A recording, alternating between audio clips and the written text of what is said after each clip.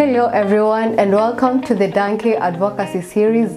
My name is Nice Jonathan and I'll be your host. Now in this series, here we share knowledge about the general welfare of the donkeys by raising awareness, sharing different knowledges from different people and inspiring the communities to protect one of our most hardworking animal, which is the donkey. Now today with me I have my guest who is from Farming Systems Kenya. He'll introduce himself and we'll pick from there. Welcome, Daktari. Okay, thank you very much. And it is an honor to be hosted here. And so my names are Dr. Cheriot Emmanuel and I'm a veterinary officer in Farming Systems Kenya. Yeah, and I'm here to talk about animal welfare. More specifically, donkey welfare. Yeah. So maybe could you brief us what you do at Farming Systems Kenya? Okay, so Farming Systems Kenya is an organization that was established in 1980s, early 1980s, and it has been in operations, implementing various activities from different donors and programs also. So you find that for me specifically as a vet, I implement a project called SAWILREP that is specifically towards donkey welfare, and it is being funded by a donor called BROOKEEP Africa. Oh, that's nice. So maybe on today's episode you're going to talk about the general donkey welfare and the illegal bush slaughter of the donkeys. So right away, maybe what is the general understanding of animal welfare? Okay, so animal welfare is more of, we can say it's a brother to human rights or human welfare in short.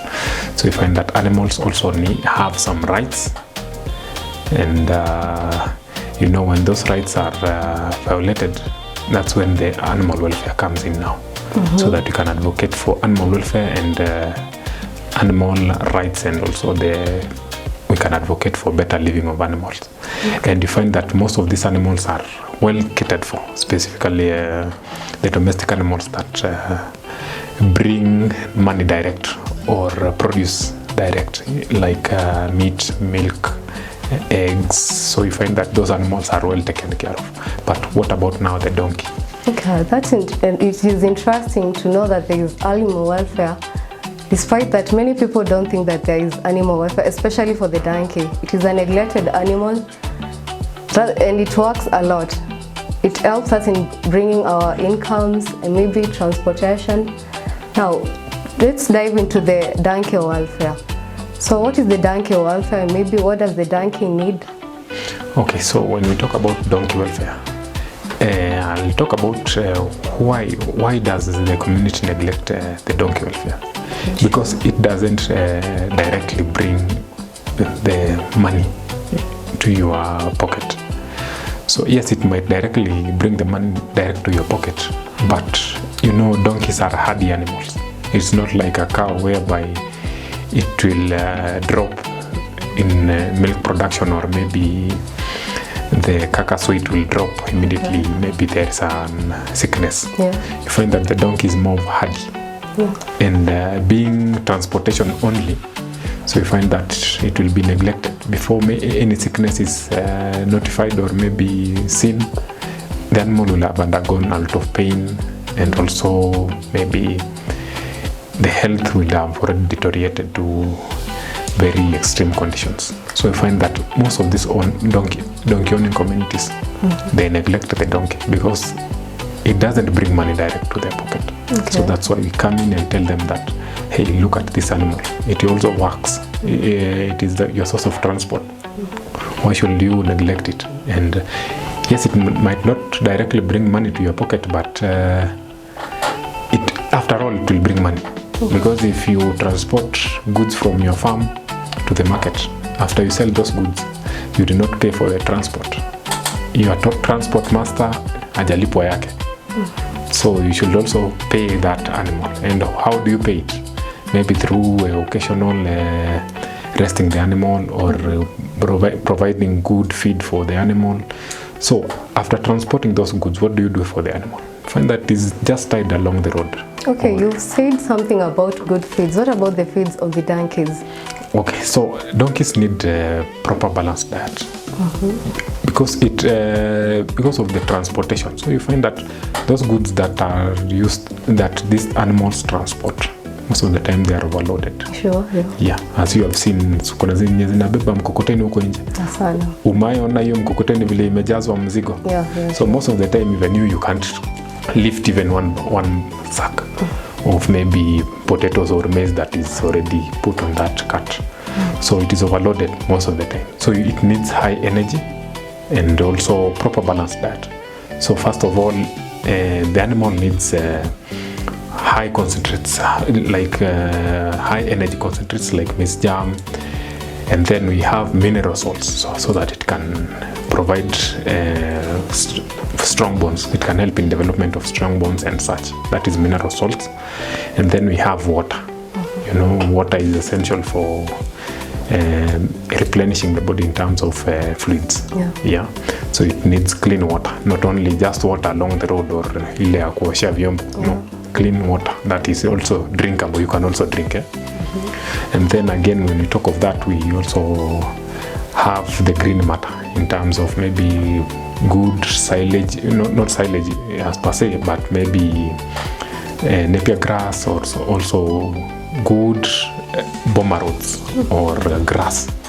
But you find that these animals after that inafungwa kwa barabara with a very small area to graze upon, or maybe it is tied away from the other animals so that it cannot finish the grass for the other animals. Interesting. It is very evident that most donkeys are not given clean water and enough foods.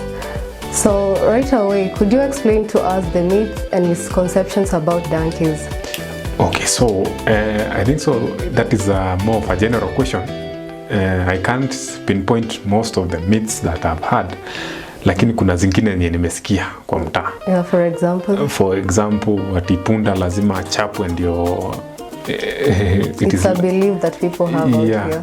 Yeah, that donkey must be beaten, so it is like more of a medicine, the donkey. Yes. But I will subject the same question back to you. Wewe ukichapwa kila siku asubuhi kabla ufanye kazi, will that work? No, it can't work. So it is the same way to this animal. Possible, yeah. The moment you beat them to work, you are inflicting pain directly. Yeah, these animals also have feelings. They have nerves. Ziko na nerves kwa mwili. So the moment you inflict pain and unachapa, that's already pain. Yeah. So the animal will be obvious. It will be seeing you, and then it will be thinking of the pain. The moment inakuona tu hivi, it will not work. Yeah. It is like your scientific practical that maybe Pavlov's dog, kama umaisikia, whereby a bell is rung and then the dog already salivates before it sees the food. So it will be the same way to the donkey. The moment you beat it and subject to pain each and every time before you work, before you pay mzigo ama pay kazi, it will reach a point whereby itakuwa inakuona hivi, it either gets angry or it starts inaanza kuogopa, inataka kutoroka because it has already subjected you to inakufikiria kama wewe source of pain. Yeah, because inajua the moment kiboko. Which is the best way to handle a donkey for it to work the best? So the first thing, these animals are very, very intelligent, and as I can say, hawa wanyama, they know what they do. Wako na akili kubwa sana. So the best thing is training, just the same way as horses are trained in maybe riding. Ama ukipea tu jina, maybe you give it a name called maybe just a name. For example, Grace. The moment imezaliwa ama umenunua kwa market and then uanza kuita Grace, itakuwa inafika wakati ukisema Grace, you can see the ears towards you because it already knows that mimi naitwa Grace, hivi ndio mkubwa wangu ananiita. And then you train it, guiding it. Sio lazima we inflict pain so that it can work. No, you can use good sweets, maybe some small carrots, ndio ifanye, ama just sweet, like projecting it to sweet. Ikifanya kazi mzuri unaipe carrots hapo, treats. Okay. Yeah, so that, and then also guiding it. Naona hasa watu wa mkokoteni sana sana ni viboko. Viboko. But if you, it is not a must that you inflict pain. You can guide it through kutumia tu kama kuisukuma ama guide to through the right way, but don't inflict pain. I think so with that, through time and perfection, najua asa they learn. Yeah. They will reach a point whereby they know that if you tell it lie down, inalala. Ukisema ni kuenda njia, hata unapata hata zingine, they are very much trained such that ikifika tu kwa mtoni inalala, inawekwa mzigo, and then inaenda, inakuacha hata ukifua nguo zako, inaenda mpaka nyumbani direct, and then when it reaches at home it lies down waiting for the other person to come and remove your mzigo. That's nice. So we have seen that the donkey doesn't have to be beaten daily for it to work. You have to treat it well, feed it nicely, and give it clean water as human beings take. Sorry. So on to our next maybe point. How can we advise or rather advocate for the donkey welfare to the communities? Okay, so the first thing is, because we already have this information that these donkeys are equally important animals, what now us as the community people, maybe the donkey owning communities, hata si lazima ukue donkey owner. You can just be a friend of obviously interact with animals. A member of community. Yeah, why can't we be ambassadors of these animals? Yeah, we become the welfare ambassadors of these animals. Yeah, so that in case you spot any welfare thing enye tu unaona tu this is not right, we advocate for, unamwambia tu mwenyewe kama you are on the road and then unaona mkokoteni imewekwa, imeoverloadiwa, just talk to the owner. Yes, it might be, anaweza kuwa na hasira ama anaweza kataa saa hiyo, but I think so if we become welfare ambassadors it will be very much easy.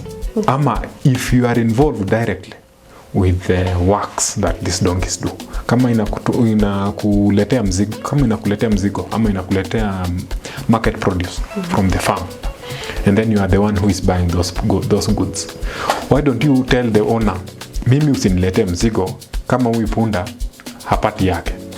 Kama unaona punda mwenye analeta hiyo mzigo ni very emaciated, not in good condition, just tell the owner, don't bring, usiniletee mzigo kama huyu punda akona shida ya makwato. Unajua these donkeys they are well trimmed, hoof trimmed.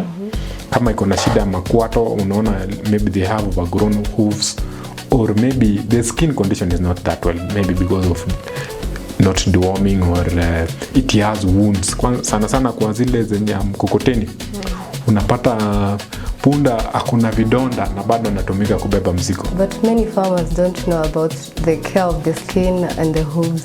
The moment most of these farmers, they also have other animals, and most of the time they know that this animal should be dewormed, and again they know that the moment this animal starts limping, wanajua. Okay. The moment an animal starts limping, hata kwa ng'ombe akianza kulimp wanaita daktari. Why don't they do so the same thing to the donkey? Okay, so it is just like being ignorant or neglection. Yeah, sure. So the moment we become good ambassadors to these animals, we are already ticking the box whereby we are advocating for animal welfare. Okay. And then number 2, use of authorities. Once maybe you see an animal is stolen, don't just keep quiet. You should report it to the nearest police station, or maybe the available national government administration officers, the chief, sub chief, ama nyumba 10. Ukiona mnyama amechinjwa hapo nje kwako, don't just keep quiet and bury the animal and then let it go. No. We're talking about the animal advocate. Yeah. Are there any programs that you people offer to educate the farmers and the community about the welfare of the donkey? Yes, so in this program that we implement, the SAWILDREP program, being funded by BROOKEEP East Africa, find that there is a section where there is an advocacy. And advocacy officers, most of the time, they help in interception of donkeys maybe being transported from one place to another. And then that's when maybe in cases of donkey hide trade, it lies a very big, kuna a lot of information there. And then again, in this implementation of this program, we do more of social, we call it, kuna kitu inaitwa society outreach campaigns, whereby we do road shows, where we train donkey owners, the public. Unaona zile road show whereby people dance along the road. Sure. And then we input information about the donkey. Okay. And then again kuna hizo radio stations whereby we engage with them. Sometimes tunaenda huko mashow, we train the listeners about. Which are some of the radio stations? Kama hasa kuna Radio Amani, kuna Citizen, KBC, even these local radio stations, kuna Chamgei, Inoro, Kameme. That's interesting. Yeah, so we find that is part of the social outreach campaigns, the society outreach campaign also. And also we do, tunapeananga placards when we go and train the community. Najua hasa tukienda field, we go and train them first. Tunawakalisha chini these donkey owners, because most of the time they are in groups. Tunawakalisha chini, tunawaeleza maneno ya donkey welfare, everything.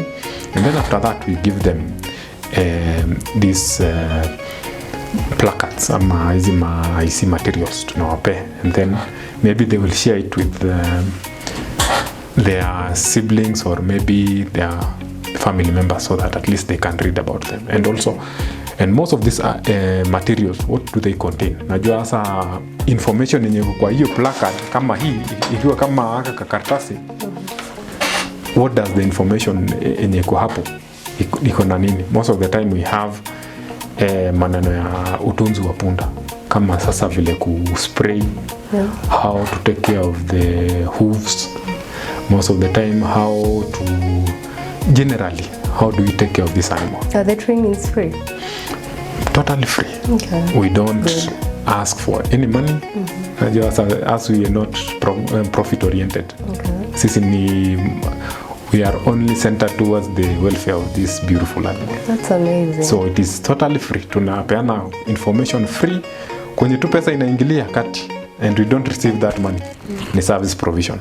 Okay. Because the moment tunakuambia endea punda wako akiwa mgonjwa, ita daktari, huyo daktari atahitaji pesa. Yeah, sure. So that is when now we tell you, ingia kwa mfuko yako, lipa daktari.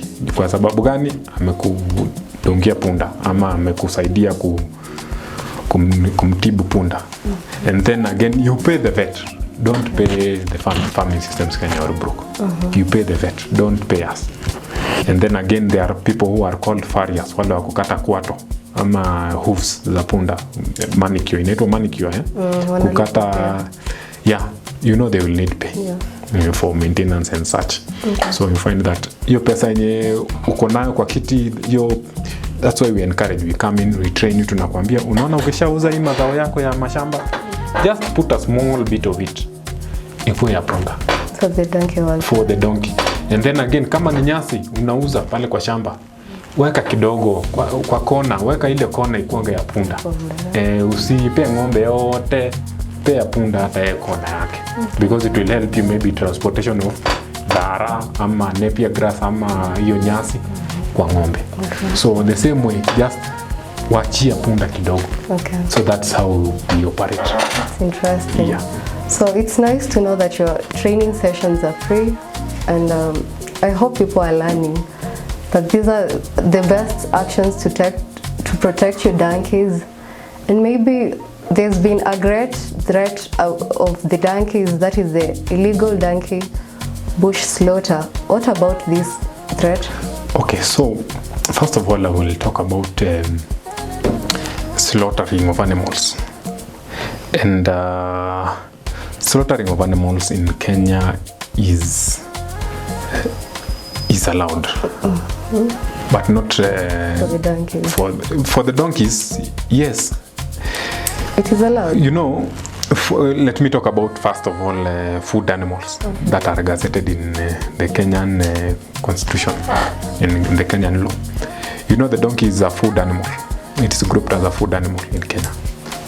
So it can be slaughtered for Yes, food. yes. Okay. But now, let me now talk about the ethnic groups in Kenya. Do Kikuyus eat donkey? Not really. No. For us as Kalenjins, maybe the Kalenjin community, do they take donkeys for meat? No. But the Turkana community in northern Kenya, they take donkey meat as one of their food animals. Normally it is in hata kuna vichinjio za punda, but now they are slaughter slabs and they are slaughtered controllably. Sio ati zinachinjwa in masses. No. And then again in maybe special occasions. Yeah? Ni kama sasa ngamia kuchinjwa northeastern. It is normal for them. Yeah, because it is their food animal. So, but now when we come to in cases like in Kajiado, punda amechinjwa, and then you find that these donkeys, and you know, there are laws that govern slaughtering of animals in Kenya, and there are acts that now protect that slaughtering of animals. Animals are not just slaughtered anyhow.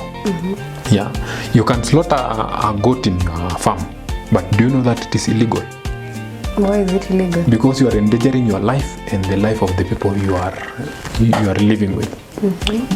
Have you subjected the carcass to inspection by the veterinary officer or the public health officer?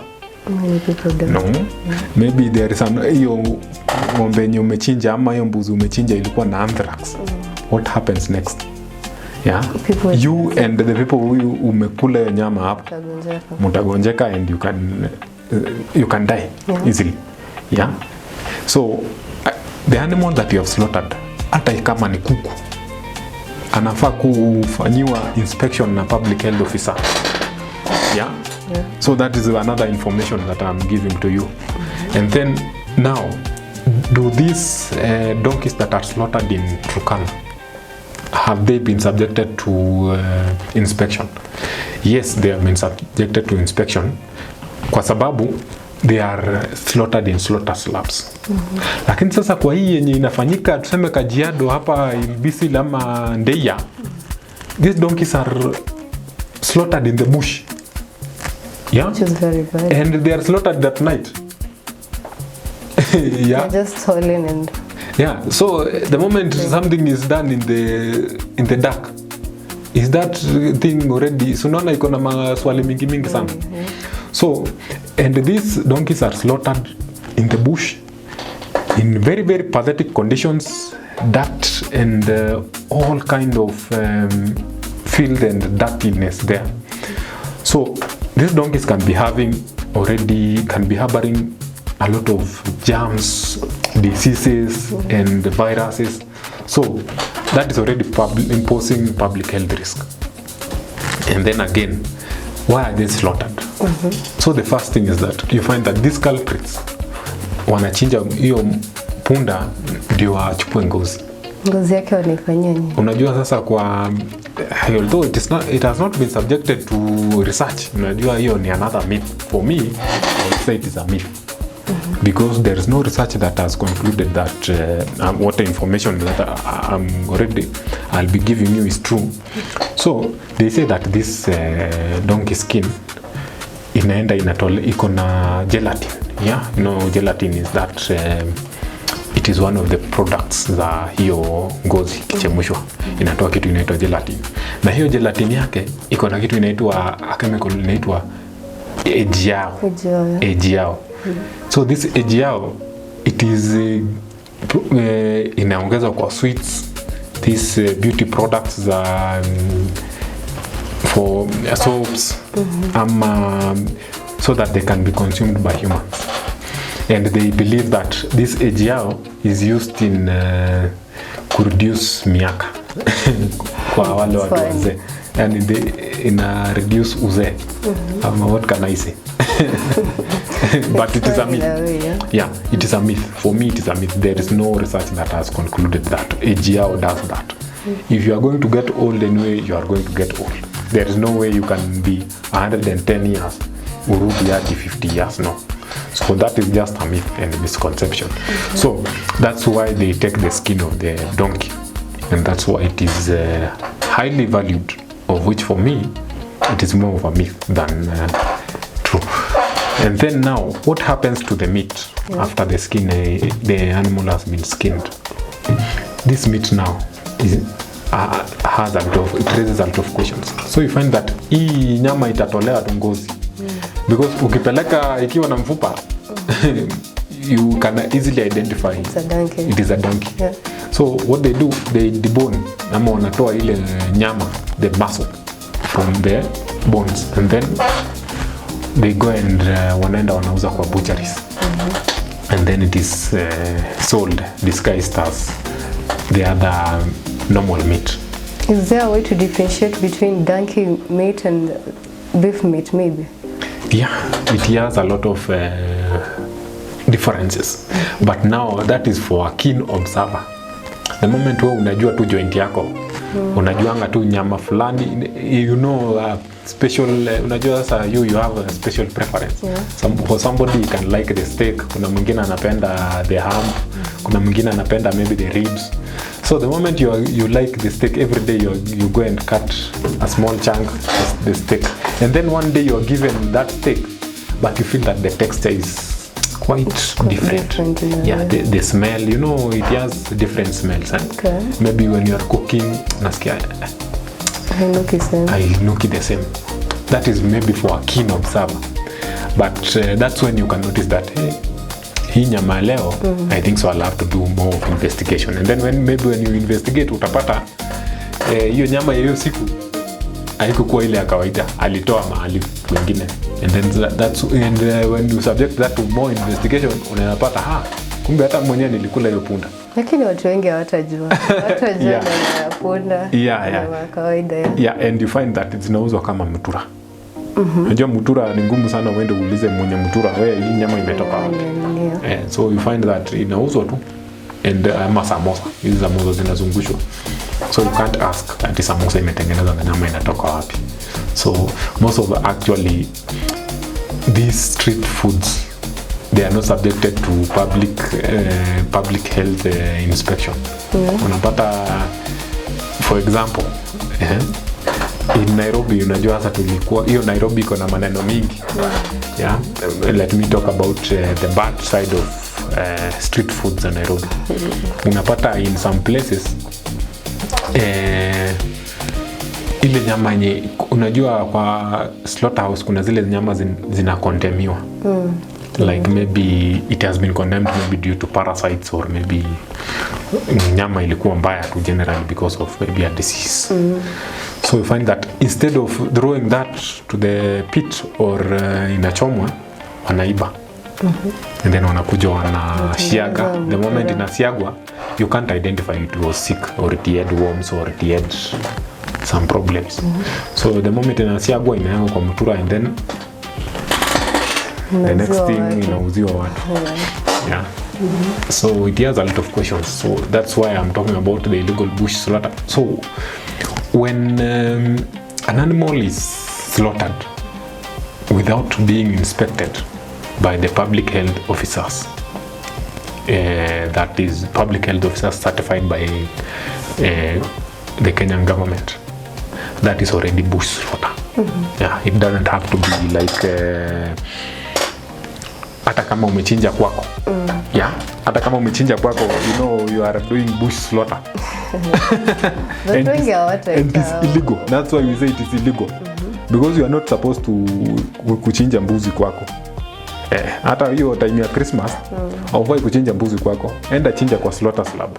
Kama umezoea kuchinja mbuzi huko nyumbani, you don't do that. you are subjecting other people to danger. Leta hapa kwa slaughter slab, hata kama watakuitisha pesa kidogo, it is better than the hospital bills that will be incurred to you after eating that contaminated meat. Sure. Yeah.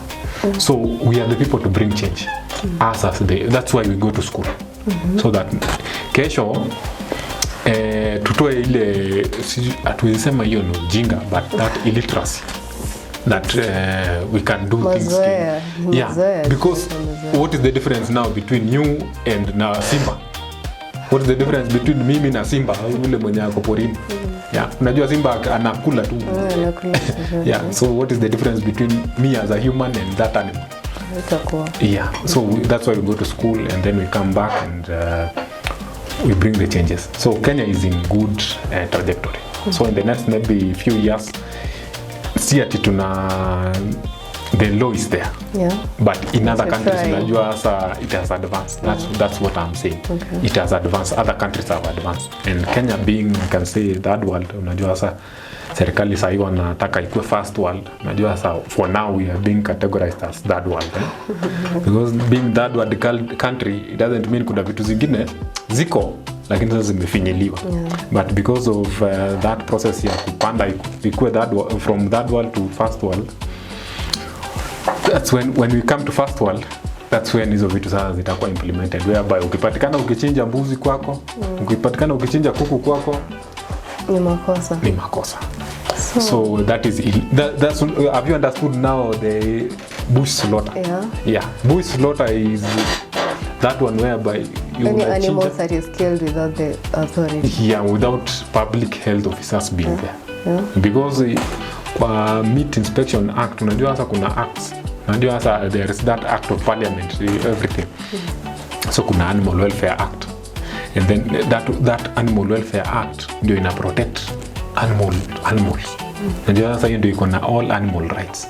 Ambapo sasa ndio unapata animal welfare inaingilia. And there are animal rights that abuse them, you are going to be charged using that act. Okay. Yeah. And once you break those rules and acts, kuna fines that you will be subjected to. Na kuna jail time yenye you can serve for breaking those rules. And then there is Meat Inspection Act. The moment you break those Meat Inspection Acts, unalala ndani, ama you are fined for that case. Okay. Yeah. Now talking of the illegal donkey bush slaughter. Yes. How has been the change? How has the number been deviating generally every year? Or how has it been? So compared to, when we talk about the donkey numbers in terms of their population in Kenya, we can't compare. There are the census that is normally carried after every 10 years. The last one was in 2019.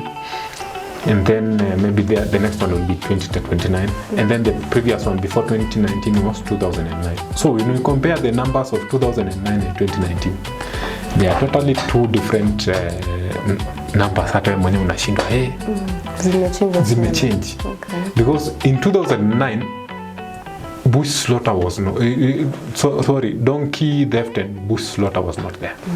Haikukuwa. Misikuwa isikia because that's when I was maybe very young, but I never heard that punda imechinjwa ama punda zimeibiwa.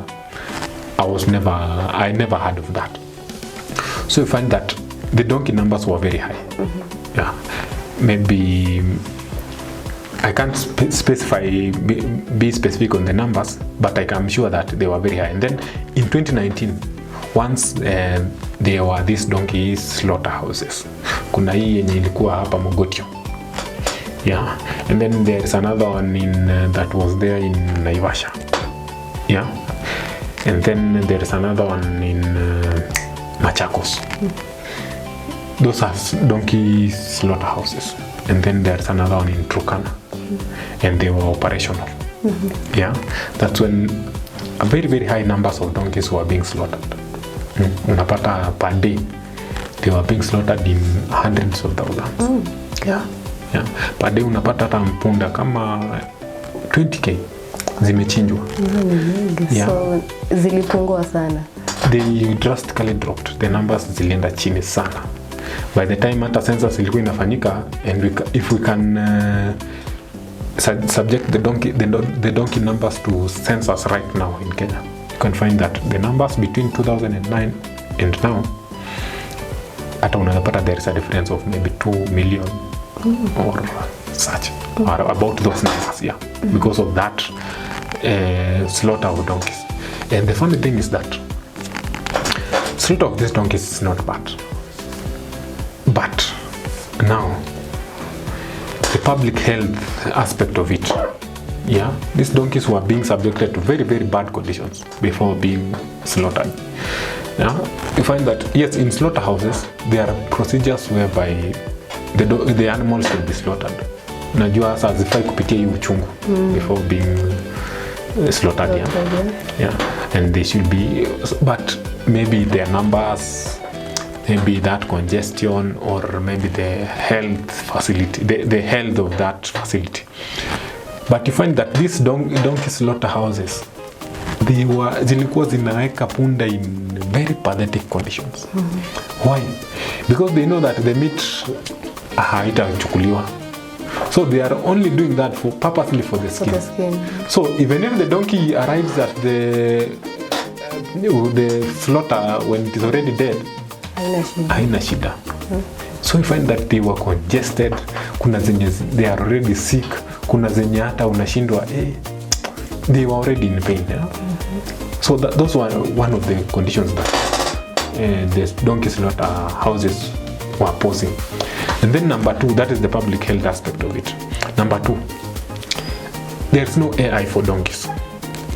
Yeah, that is another point that I'm talking about. There's no technology that supports the increase in numbers of donkeys in very, very high. So the gestation period of a donkey is that 12-13 months. Yeah, and twinning in donkeys is very, very difficult. Iko chini sana. Unapata 1 in a million ndio inapata twins, yeah? So you find that when the punda izae, it takes 1 year. Yeah. So before this donkey gets pregnant, and by the time it is falling, the pregnancy it has a lot of issues. You can reach, unaweza fika katikati ikuwe miscarriage, inaweza fika mwisho, and then the donkey is having difficulty issues. It has maybe dystocia, difficulty in delivery ama birth, and then inakufa. Miscarriage inakuja tu naturally ama inaitwa abortion kwa animals. Yeah, abortion. Inakuja tu ama ni labda ilikuwa mgonjwa. treatment. Maybe because of maybe other conditions, maybe diseases or overworking, of which most of these donkey communities, they overwork the donkey. Hawapay maternity leave the donkey. Yeah. Interesting. Umeongelea maternity leave. Yeah, so maternity leave. Yeah, iko na. How long? Unapata unajua sasa I've talked about the gestation period ya punda ni 12-13 months. So the time between that conception and delivery kuna kwanga na a lot of issues hapa katikati. There are trimesters. Now in humans we talk about how many trimesters? Sini tatu. Yeah, first. But for the donkey we talk about 4. Okay. 4 trimesters. Maybe you can work the donkey for the first 2 trimesters. But the next 2 trimesters, it should rest. Inafaa kuwa tu una steam, providing high energy diet ama maji nzuri, proper balanced diet, so that it can deliver a very healthy foal. But once you don't obey that, what happens? You can subjecting the animal to delivering a very poor foal. Return. Yeah. Okay. Or maybe the donkey itself can die when giving birth. Okay. Yeah. Good. So you find that the numbers of donkeys again zinaenda tu zikienda chini, because you can't tell if this animal will deliver well or not. Yeah. So there's no AI. Si kama ati kuna AI ya ng'ombe. It's purely depends on natural mating and for reproduction. Yeah.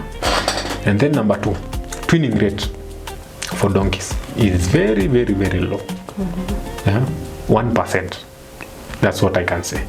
So si kama ati kwa kondoo ama mbuzi twinning rate iko very, very high. Unapata kuna yenye inapata quadruplets, yeah, in a year.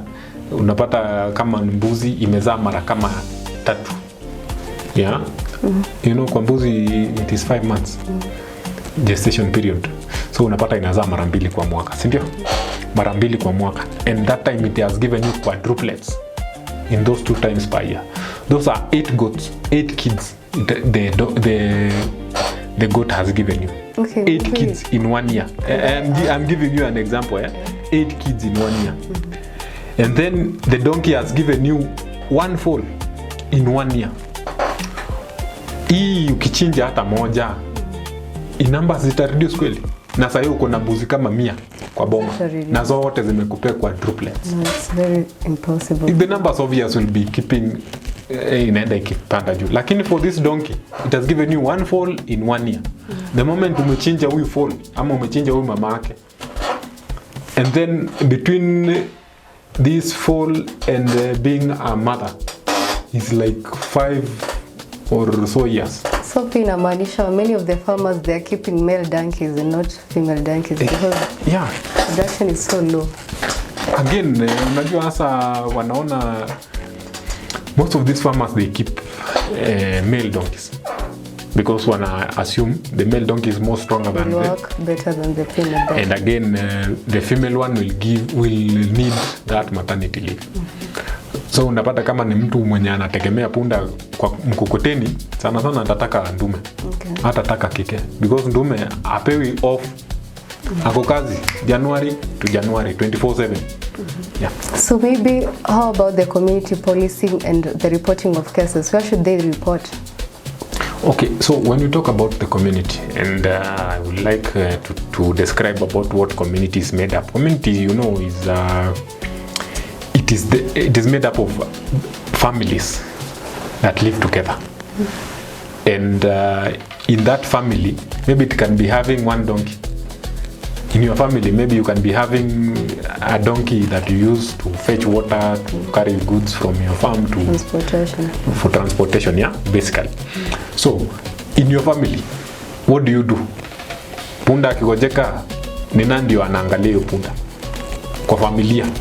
Unajua it comes to that basic understanding of the donkey, of maybe the laws or maybe the, unajua sasa kuna ile hierarchy whereby punda, mtoto anatumia punda, alafu mtoto akuja realize huyu punda hayuko strong vile nilimwekea leo maji mitungi 2 hakuweza kubeba, alilala. Si atakuja report hiyo kwa mama. Mama atakuja report kwa mzee. Mzee can maybe call a vet, and then maybe that is solved.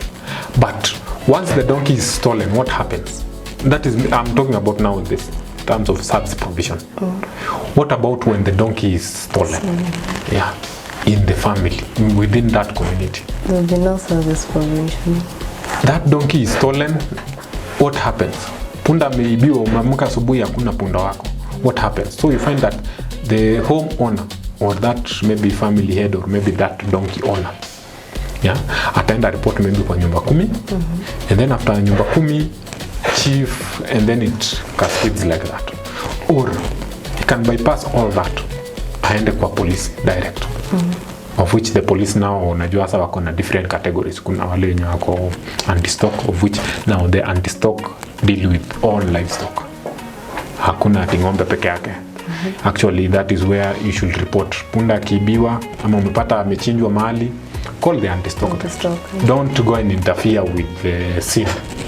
Yeah, wizi ati unaenda una salvage what has happened. No, leave it like that. Go and call anti-stock theft ama the immediate national government authority officers. Nyumba 10, chief, assistant chief, go and call them and tell them punda wangu aliibiwa, nimempata amechinjwa hapa. Call them to come and assess the situation as well, go and report it to the nearest police station, and or if there is anti-stock theft police hapo, waite wakuje wa assess the situation so that you can be guided further. So the best place to go and report it to the anti-stock theft police. Unajua sasa kwa police unit kuna that unit of anti-stock theft, of which sasa they directly deal with maneno ya wizi wa mifugo or maybe anything. Are they located everywhere? They're not located everywhere. Yeah, you find that they are not located everywhere. Then definitely that's a challenge. Yeah, so that's why I'm saying, because police are there, go to the nearest police station and report that. Okay. Yeah, that's when the police can guide you and tell you that this one hii iko kwa category fulani, and they'll guide you, they'll give you guidance. Yeah. Okay, so you find that because of the devolution of this government of Kenya, different counties have different laws and policies on animal welfare. And you find that punda zikibiwa na ziende zichinjwe mali kama ama when they are transported, some counties they do not have those laws and policies to protect the animals. So you find that they bypass, or in case maybe those animals are intercepted, they are easily bailed out. When yana iba hiyo punda akishikwa, they easily bail out because there are no laws that protect those animals. But in certain areas, maybe in counties, they have policies and laws protecting their animals. So we find that kuna ile general ina protect the national from the national, lakini kuna zile za county pia. Yeah, and they vary from different counties to different counties. Yeah, that's why you find that some donkeys are stolen from maybe northeastern, ama zinaletwa hadi hapa Ndeia, zinachinjiwa hapo.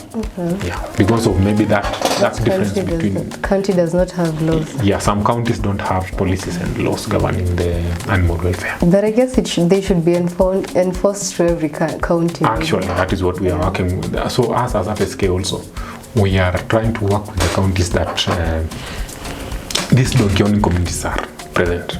Kama hasa hapa Nakuru, kuna a policy that we are trying to work with the county government, at least so that it can be passed. Yes, it has already been passed, but now it has not been gazetted. Yeah, so unajua kuna different levels of policies, and once it is gazetted and then it is printed out by the government printer, that's when now we do public sensitization and such, so that you can tell the people that there is this policy that animal welfare such. But they are different. So us as FSK also, we are working with the county so that we can develop those policies and laws, so that these animals can be protected from the county level. That's interesting. So we have learned that these laws are very soon going to be implemented in every county. Yes. And it would be the best thing maybe for the donkeys. And thank you so much, Daktari, for having you today. We have learned a lot, especially about the donkey welfare and the donkey protection too. And we are hoping to have more and more sessions about the donkey protection and welfare. Thank you so much for our viewers. I'll be your host today, Nice Jonathan. See you on the next. So, Daktari, maybe as we end this session, what do you have to tell our viewers about the donkey protection and the welfare?